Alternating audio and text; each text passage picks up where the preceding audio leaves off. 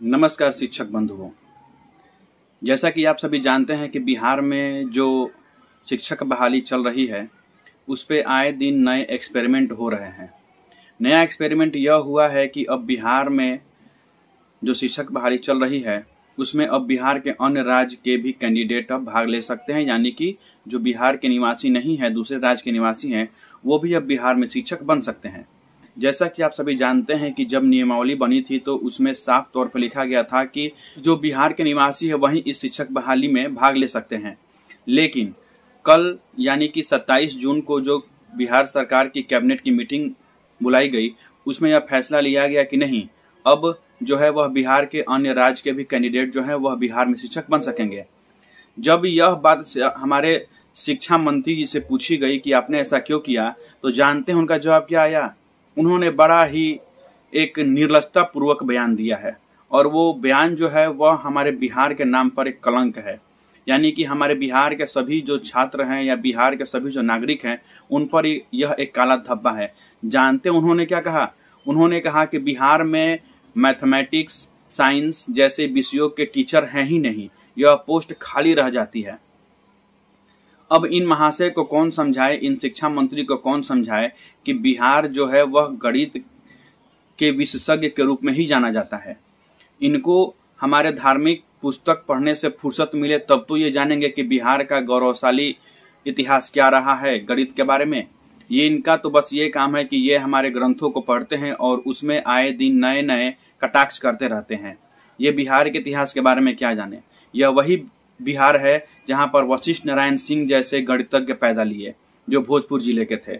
ये वही वशिष्ठ नारायण सिंह है जिन्होंने आइंस्टाइन तक को चुनौती दे दी थी, आइंस्टाइन के सापेक्ष नियम को चुनौती दी थी। यह वही वशिष्ठ नारायण सिंह है जिन्होंने नासा में जो अपोलो की लॉन्चिंग हो रही थी तो उस टीम के भी हिस्सा हमारे वशिष्ठ नारायण सिंह रहे थे। और आपको मालूम होना चाहिए कि जब अपोलो की लॉन्चिंग हो रही थी उस समय कुछ देर के लिए नासा के 31 कंप्यूटर अचानक बंद हो गए थे। उस समय यही वशिष्ठ नारायण सिंह जो हैं उन्होंने अपना कैलकुलेशन जारी रखा और कंप्यूटर बंद होने के बावजूद भी वह कैलकुलेशन करते रहे।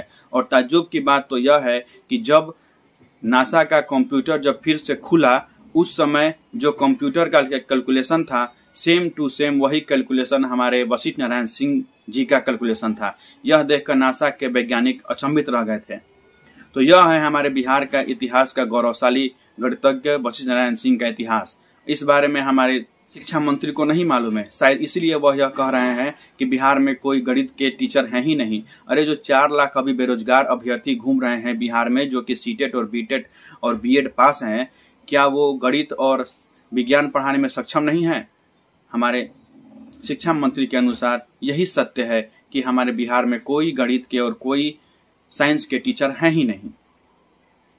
ये साफ तौर पर ये नहीं कह रहे हैं कि बिहार सरकार अभी कंगाल हो चुकी है, बिहार सरकार को पैसे की आवश्यकता है और बिहार सरकार जो भी बेरोजगार अभ्यर्थी हैं उनके पॉकेट से पैसा निकालकर अपना राजस्व भरना चाहती है। हाँ, ये राजस्व भरना ही है, क्योंकि अभी बिहार में शिक्षक बहाली जो है उसकी नियमावली आए अभी मुश्किल से 20-25 दिन ही हुए कि अभी तक इसमें 8 से 9 संशोधन कर दिए गए हैं। अब हमें यह पता नहीं लग पा रहा है कि यह नियमावली बनाई कैसे गई थी और क्या खाकर क्या पीकर यह नियमावली बनाई गई थी कि आए दिन इसमें संशोधन हो ही रहे हैं। जरा आप सोच कर देखिए कि अभी 20-25 दिन ही हुए हैं और इसमें 8 संशोधन कर दिए गए। मैं तो अपील करता हूं, चूंकि ये पहले यह बिहार के लिए वैकेंसी था, अब पूरे भारत के लिए हो गई है। मैं अपील करता हूं भारत के सटे हुए जितने भी देश हैं उन लोगों से, उनके बेरोजगार छात्रों से कि आप अभी निराश न हो। आपके लिए भी बिहार सरकार बहुत जल्द यह ऐलान कर सकती है कि भारत के जो भी सटे हुए देश हैं जैसे कि चीन हुआ, अफगानिस्तान हुआ, बांग्लादेश हुआ, पाकिस्तान हुआ, वहां के भी अभ्यर्थी अब भारत में आकर शिक्षक बन सकते हैं और जल्द ही उनके लिए भी नोटिफिकेशन जारी कर दिया जाएगा, क्योंकि अभी भी फार्म भरने की जो अंतिम तिथि है वह लगभग 20 दिन शेष रह गई है। तो आप घबराएं नहीं। मैं अपने पड़ोसी देशों से यह आग्रह करता हूं कि आप भी अभी निराश न हो। आपके लिए बिहार सरकार बहुत जल्द यह फैसला लेगी कि आपको भी इस बहाली में शामिल किया जाएगा, क्योंकि बिहार सरकार को भी पैसे की आवश्यकता है और बिहार सरकार यह खुल के कह नहीं पा रही है, इसलिए वह यह बहाने कर रही है कि बिहार में ऐसा शिक्षक है ही नहीं। आप सोचिए कि अगर यह पैसे का खेल नहीं होता तो 2019 में जब शिक्षक बहाली निकली हुई थी, शिक्षक नियोजन निकली हुई थी, उस समय चूंकि मैं दिसंबर 2019 सीटेट अभ्यर्थी पास हूं, उस समय हम लोगों ने एक अभियान चलाया था और केस भी किया था कि हम लोगों को बिहार सरकार मौका दे दे, क्योंकि 2019 में जो शिक्षक नियोजन निकला था उसका अंतिम डेट अक्टूबर में था और हम लोग चूंकि दिसंबर में सीटेट पास हुए, तो हम लोगों ने आग्रह किया था बिहार सरकार से कि हम लोगों को भी उसमें शामिल कर लिया जाए, लेकिन बिहार सरकार ने हमारी एक न सुनी और हमें उसमें शामिल नहीं किया था। जानते हैं क्यों? क्योंकि उसमें बिहार सरकार की 1 रुपए की आमदनी नहीं हो रही थी, इसलिए बिहार सरकार ने हम लोग को मौका नहीं दिया। लेकिन यह जो बहाली हो रही है इसमें बिहार सरकार को प्रति छात्र आमदनी हो रही है, इसलिए बिहार सरकार अभी सब अभ्यर्थियों का शुभचिंतक बनी हुई है। जैसा कि आप जानते हैं कि जुलाई सीटेट अभ्यर्थी जो कि अभी अपीयर होंगे एग्जाम में, उनको मौका दे दिया गया। मैंने इतिहास में पहली बार देखा है कि आपके पास पात्रता आपके पास नहीं है, फिर भी आप कोई भी बहाली में भाग ले सकते हैं। मतलब कि आप सीटेट पास नहीं हैं, आप केवल एग्जाम में बैठने वाले हैं, तो आप बिहार में शिक्षक बन सकते हैं। आप फार्म भर दीजिए। सोचने वाली बात यह है कि यह बिहार सरकार हम लोग के साथ मजाक कर रही है। मजाक इसलिए क्योंकि इतने सारे संशोधन कर दिए गए, लेकिन एक संशोधन अभी तक नहीं किया गया कि आप जो 3 बार परीक्षा दे सकते हैं उसमें भी बिहार सरकार को संशोधन करना चाहिए। ये मजाक ही तो है कि आप कैंडिडेट की भरमार लगा दें, लेकिन आपको मौके के नाम पर केवल 3 मौका दिए जाएंगे।